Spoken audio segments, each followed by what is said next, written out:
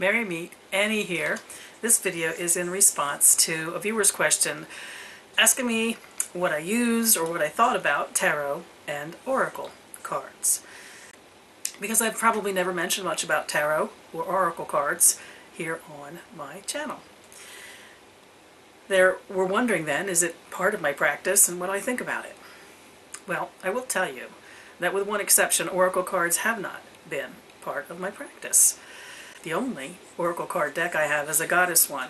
It matters to me because my Anamkara gave it to me. So I do occasionally pick a goddess card, spend a little time with that goddess. But it is as much a way to connect me to the loved one who gave the cards to me. Here's one of the reasons, maybe it's the one and only reason, come to think of it, that I've never been called to the oracle cards. It's all about tarot for me. Now, I'm going to be honest with you. I said it's all about tarot.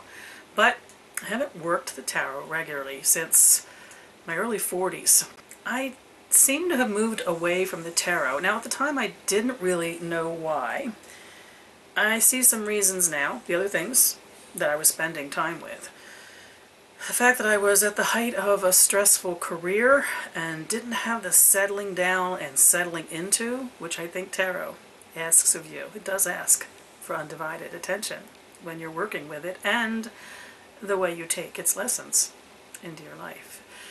In a house move, I lost my original set of tarot cards.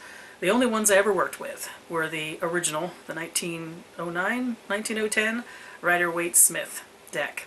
The one with the kind of pastel colors. Lost it in a move. So, I ordered a new tarot deck when I felt the call to get back to tarot.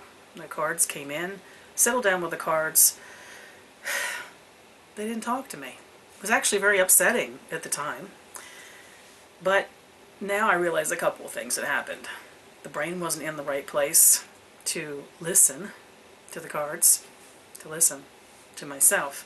And the cards themselves. No, it wasn't that it was the Rider-Waite-Smith deck.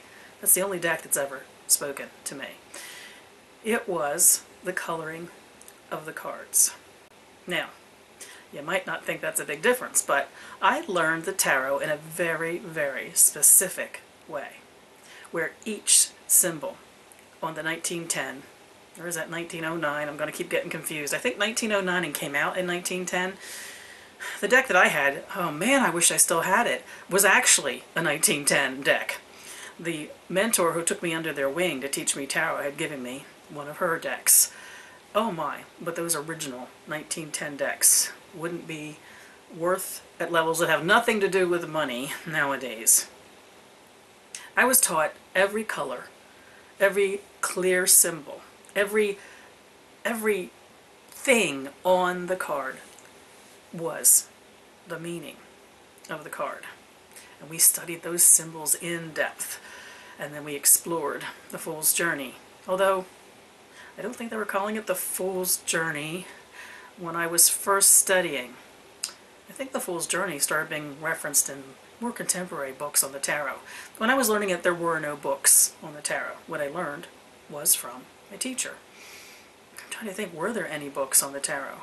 Well, if there were, I didn't have any. There weren't even any of the little white books that come with tarot decks. They didn't even have them that I remember. So anyway, this past summer, I felt the urge to take up my tarot cards again. These are the new ones that I gotten. Settled down with them, started doing a draw a day, trying to get back into my old habits with them. And everything came back to a certain extent. And they started talking to me again, or I started listening to them again. But my passionate connection to them didn't seem to be there. What was still there, which I guess reinforces the power of symbolism, is the immediate understanding of what every card had come to mean to me, because I could see all the many symbols on each card. Since my teacher taught based on those symbols, it was like she was sitting back in the room with me again, like I could hear her voice as she described what each symbol meant. Oh yeah, I took it my own places, but they didn't drift too far away from what we might guess was the original intention behind the artwork on the cards. So things felt good, but I could still pick up Sophia. I could still work with my mirror or my stones. and get to a place the cards weren't getting me to. And then, Goddess bless Jackie, our dear Moon Mother. And actually, this is so moving to me that I'm almost crying as I am sharing this with you. Yeah, I am crying as I'm sharing this with you. She did a video. And we all know that one thing amongst the so many that Jackie brings us, is her open heart and her willingness to share her insight, her experience, and her wisdom. She's not one of us who just says and tells. She creates opportunities for us to think and go off and take something where it needs to be for us. She did a video on the tarot, specifically about the Rider-Waite deck, and she referenced, I'll put the proper name to the book below, because I am at the moment not forgetting the name of the woman. I am forgetting the name of the woman who wrote it. But it is a tarot dictionary that Jackie referenced that actually speaks from the place of the symbolism on the Rider-Waite decks. Well, off I go, because it seems so awesome. Off I go to Amazon. Well, because Jackie mentioned it, or because it's just limited in availability to begin with, I couldn't get a new copy, and there were used copies that were going relatively inexpensively. And I waited a few days to think about that because I don't do much in the way of book purchasing. Retirement budget, you know. Went back a couple of days later and almost all the used books were gone. I really think that's Jackie's fault. Her influence on us. I did get a copy of the book, and it was good in a way. It's an excellent, excellent book if you've never really spent time with the symbols on the Rider-Waite deck. I didn't really learn anything new, or very few new things, from the book. However, what it did do was bring back the voice of my teacher as we would sit hours after hours going over every card in detail. So it opened up kind of a connection to the teacher. I do wonder, because she was always very frustrated with me because she wanted me to kind of be the person in our coven who followed her when it came to the tarot. And it just wasn't there for me. And I know that disappointed her. I can only hope that after all these years, it's been since last time I saw her, I was in my early 30s, and she passed over years ago because she was older than me by about 20 years. I do hope that from the Summerland, she knows that it has finally become to me what she wanted it to become to me all along. So the power of Jackie's recommendation was like I saw my teacher, beloved teacher, speaking through the dictionary definitions in that book, which provided a reminder to me of the symbols of the tarot as I had learned it. The other thing Jackie was sharing in that video was her liking of the coloring on the original deck. And that is the first time, talk about light bulb going off, it's the first time that I stopped to think was one of the challenges I was experiencing now, even though I was relating to the cards to a certain level again. The fact that I had a deck in front of me. It wasn't only a contemporary deck with the brighter colors. It was actually the, I don't know if it was called the Brilliant deck, where the Rider-Waite colors were really, really energized to be very bold, almost neon. I ordered myself a new tarot deck. A modern interpretation of the 1910 original coloring for the Rider-Waite Smith deck. And when it came, and I opened the deck, fanned it out in front of me, I cried. It was like having an old friend back in my hand. I picked my favorite card out of it. A lot of this is the High Priestess. Yeah, for me too. Picked the High Priestess out of the card, and not only were all the symbols that I knew so well, all the details, every bit of pen and ink that Pamela had created were there in front of me. Their meaning just yelling at me. But the colors, they did two things. They invigorated me, and they brought additional meaning back to the card, and they also calmed me down to where I heard the card again. Yeah. Sounds all mystic and all that, doesn't it? Our minds are fascinating partners to our lives and the things that they come up with. So I have been, since the summertime, taking back on a new study of the tarot. And it is a specific study of the Rider-Waite-Smith deck, a re-exploration of all of the symbols in it, relationship to the colors on that original deck. The power of it for me has been, there has been so much written in the years since I first studied the tarot about the symbolism of those decks. The only really good source that I ever read before about the Rider-Waite Tarot deck, which strangely, since you think it might be Waite's pictorial writings on his own deck, were the things I'd read about the Thoth deck that Crowley had written. Because Crowley was so much more open about sharing the meanings of the cards. He was great about every bit of artwork that was done for the Thoth deck, explaining where it came from, what it represented.